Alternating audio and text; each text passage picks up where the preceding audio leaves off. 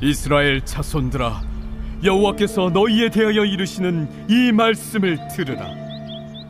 애굽 땅에서 인도하여 올리신 모든 족속에 대하여 이르시기를, 내가 땅의 모든 족속 가운데 너희만을 알았나니, 그러므로 내가 너희 모든 죄악을 너희에게 보응하리라 하셨나니, 두 사람의 뜻이 같지 않은데 어찌 동행하겠으며, 사자가 움킨 것이 없는데 어찌 수풀에서 부르짖겠으며, 젊은 사자가 잡은 것이 없는데 어찌 굴에서 소리를 내겠느냐. 덫을 땅에 놓지 않았는데 새가 어찌 거기 치이겠으며, 잡힌 것이 없는데 덫이 어찌 땅에서 튀겠느냐. 성읍에서 나팔이 울리는데 백성이 어찌 두려워하지 아니하겠으며, 여호와의 행하심이 없는데 재앙이 어찌 성읍에 임하겠느냐. 주 여호와께서는 자기의 비밀을 그 종 선지자들에게 보이지 아니하시고는 결코 행하심이 없으시리라. 사자가 부르짖은즉 누가 두려워하지 아니하겠느냐. 주 여호와께서 말씀하신즉 누가 예언하지 아니하겠느냐. 오늘 말씀은 너희만을 알았는데 라는 제목으로 함께 말씀을 나누겠습니다. 오늘 말씀은 이제 여러 가지 예를 들면 덫에 뭐가 잡혔으니까 덫이 튀지 아니하느냐 이런 식으로 계속 말씀하는데요. 이 이야기는 너희를 지금 심판하고 문제가 되는데, 너희들은 우리가 아무 죄도 없는데 주님 왜 그렇습니까? 라고 할 때 하나님께서 너희 죄가 없는데 내가 그러겠느냐, 너희에게 증거가 있고 너희들의 모습이 이러한데 라고 말씀하고 계시는 겁니다. 그러면서 먼저 주님께서 말씀하시기를 내가 너희만 알았다 이렇게 말씀합니다. 우리말에는 알았다라고 번역을 하고 있는데요. 영어 성경이나 또 다른 나라 성경을 봤더니 내가 너희를 선택했는데, 내가 너희만 선택했는데 이런 단어로 사용하고 있습니다. 그래서 원래 이 히브리어의 뜻은 야다라고 하는 단어인데요. 이 의미는 뭐냐면 인격적으로 내가 너를 안다, 또 내가 너를 구별했다, 선택했다, 이런 의미로 가지고 있습니다. 그리고 또 이 단어는 어떤 의미에는 깨달았다라는 의미도 되어집니다. 그래서 하나님께서 내가 너희의 본래의 모습이 뭔지를 이제 알겠다, 이런 의미가 되기도 하고요. 그리고 여기서 중요한 것은 하나님께서 수많은 민족들이 있는데 내가 너희를 선택해서 내 백성을 삼고 내가 너희와 함께 했는데 어찌하여 너희는 이렇게 뭐만 있으면 나를 배신하고 다른 곳으로 가느냐, 이런 의미가 여기에 담겨져 있는 말씀입니다. 그러면서 이 하나님 너희만 알았다라는 말씀은 또 어디에도 사용되어지냐면 성경에서 보면 내가 여자를 알지 못하나이다 라고 할 때 이 말에도 사용되어집니다. 그러면 인격적인 깊은 관계, 그 사람을 아는 것이 속 깊은 것까지 아는 그런 모습에서 사용되어질 때 이 단어가 사용되어집니다. 그러니까 하나님께서는 너희와 나의 관계가 그냥 피상적으로 아는 관계가 아니라 내가 너희와 언약의 관계를 통해서 알았고 내가 너희와 관계가 깊다라는 것이죠. 마치 우리로 이야기하면 이런 개념으로 이해하시면 좋겠습니다. 우리가 보통 학교를 같이 다녔습니다. 그러면 뭐라고 이야기합니까? 친구라고 이야기하지 않고 동창이라고 이야기합니다. 그런데 그 중에서 내가 누구하고 좀 가까웠다, 그리고 그 사람 집도 알고 부모님도 알고 이렇게 다녔다, 그러면 이런 경우를 친구라고 이야기를 합니다. 그러니까 하나님께서 여기서 안다라는 말은 그냥 마치 우리가 학교를 다녀서 그 사람하고 깊은 관계가 있는 친구와 관계처럼 바로 그 사람의 많은 것들을 알고 또 그들을 선택했고 또 그와 함께 동행했다, 이런 의미로 하나님께서는 말씀하고 계시는 내용들이겠습니다. 그러면서 하나님께서는 오늘 우리에게 어떤 이야기를 하냐면 내가 너희를 선택하고 내가 너희와 깊은 관계를 갖기를 원했는데 너희들이 나를 떠남으로 인해서 문제가 많이 발생했다라는 겁니다. 그런 면에서 하나님께서 우리에게 말씀하고 계시는 것은, 또 이스라엘 백성들에게 말씀하시는 것은 빨리 하나님께로 돌아서라 라는 말씀을 하고 계시는 내용이 되겠습니다. 그러면서 하나님께서 이스라엘 백성을 향해서 심판, 곧 징계를 하시는데 이스라엘 백성들은 그 징계의 이유를 자기에게서 찾지 않았습니다. 오히려 그들은 마치 우리 속담으로 이야기하며 오리 잡아먹고 닭 잡아먹고 오리발 내밀었다 이런 것처럼 그들이 우상을 섬기고 또 자기의 배를 신으로 삼고 하나님을 바알처럼 여기면서 비나이다 신으로 삼으려고 했음에도 불구하고 우리가 뭘 잘못했습니까? 우리가 또 하나님의 말씀을 주셨는데도 불구하고 말씀을 떠나서 살아가면서 우리는 종교적인 행위를 다했는데 뭐가 잘못입니까? 이렇게 이야기를 하고 있다라는 겁니다. 그에 대해서 하나님께서는 내가 너희만 알고 너희와 함께 깊은 교제의 관계가 이루어진다라고 말합니다.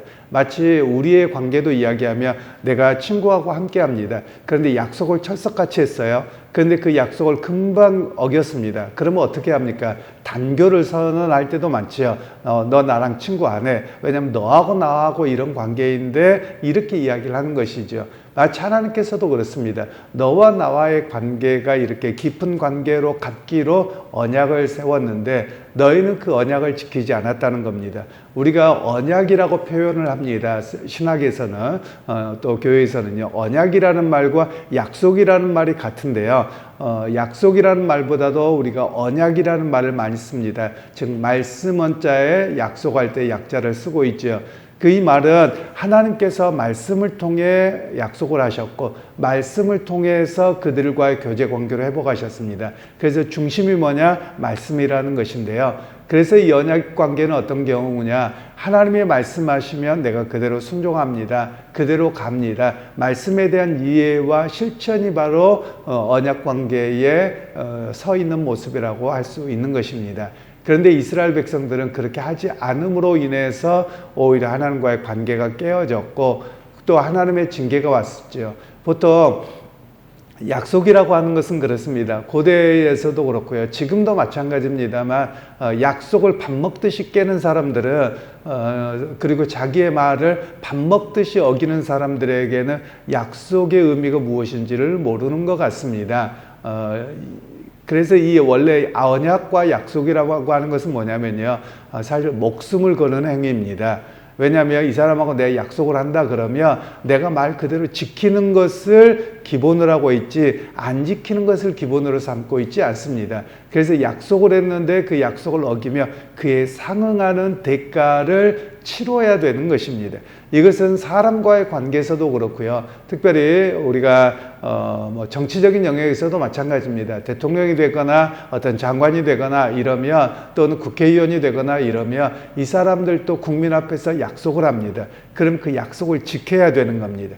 그런데 그 약속을 지키지 아니하며 그 사람에 대한 파면이나 또는 그 사람에 대한 그 보직에서 해임하거나 이런 일들이 이루어져야 되거든요. 그런데 우리의 경우에는 그냥 원래는 그런 의미가 아닌데요. 그리고 거짓말을 하는 사람들이 의외로 많습니다. 그리고 자기를 정당화하려고 합니다. 여러분 이런 것에 대한 하나님의 메시지에서 보면 언약을 지키지 않았다라는 겁니다. 즉 그들이 그렇게 살지 않았다라는 것이죠. 여러분 그런 면에서 오늘 우리가 기억할 필요가 있습니다. 우리 많은 사회 구조가 그렇습니다. 교회 안에서도 마찬가지고요. 그냥 말은 그냥 해놓고 안 지킨다. 그러면 사람이 원래 그 모양인 겁니다. 그런데 우리는 어쩌다 그랬다라는 말로 자꾸 하려고 합니다. 이스라엘 백성에게도 그래요. 하나님께서 계속 기회를 주시는데 말씀을 주시는데 안 바꿉니다. 그러니까 하나님께서 너희들 왜 그 모양이냐라고 해서 하나님이 심판을 하셨다라는 것을 말씀하고 계시는 겁니다. 오늘 우리에게도 회복되어져야 될 게 그겁니다. 정치인들만의 문제가 아니라 저는 좀 사회 전반적인 문제가 그렇게 드러난 측면이 있다라고 보고 있는데요. 즉 정치인들뿐만 아니라 모든 사람의 관계에서 누군가에게 어떤 약속을 하거나 말을 하며 지키려고 해야 된다는 겁니다. 지키는 것을 기본으로 생각해야 됩니다. 그런데 우리는 지키는 것을 기본으로 하기보다도 어떤 식의 이야기를 하냐면 마치 기록은 깨트려지기 위해서 있는다 하는 것처럼 약속은 깨트려지기 위해서 있는 거다. 이런 식의 자기 논리와 합리화를 하는 것은 굉장히 나쁜 사람들이라는 겁니다. 그러니까 여러분 우리가 사람을 사귈 때 약속을 한 사람이 아무리 친구라고 하더라도 약속을 깨트리면 친구가 아닌 겁니다. 그리고 관계를 깨트리는 사람들인 겁니다. 그러기에 오늘 성경에서는 말씀하기를 하나님과 우리와의 관계가 언약의 관계인데 언약의 관계를 깨뜨렸을 때 그에 상응하는 조치가 무엇이냐? 바로 하나님이 심판하신다라는 말씀입니다. 그래서 여러분 우리가 오늘 또 살아갈 때 해야 될 일들이 있습니다. 하나님께 신의를 지키는 것은 믿음이라고 하는 것이고요. 사람과의 관계에서 신의를 지키는 것은 신뢰다 또는 약속이고 친구다 이렇게 표현을 하는 것입니다. 그래서 오늘 우리가 해야 될 일은 하나님 앞에서의 충성으로 말씀을 따르는 삶을 살아야 될 것과 또 그것이 삶으로 이어져서 사람들에게 신뢰를 주는 우리의 모습이 되어야만 합니다. 여러분 과거에 우리나라 초기 정부에 어떤 재판에서 이런 일이 있었다고 알려집니다. 어떤 재판을 하는 가운데 증거가 없습니다. 그런데 증인만 있습니다.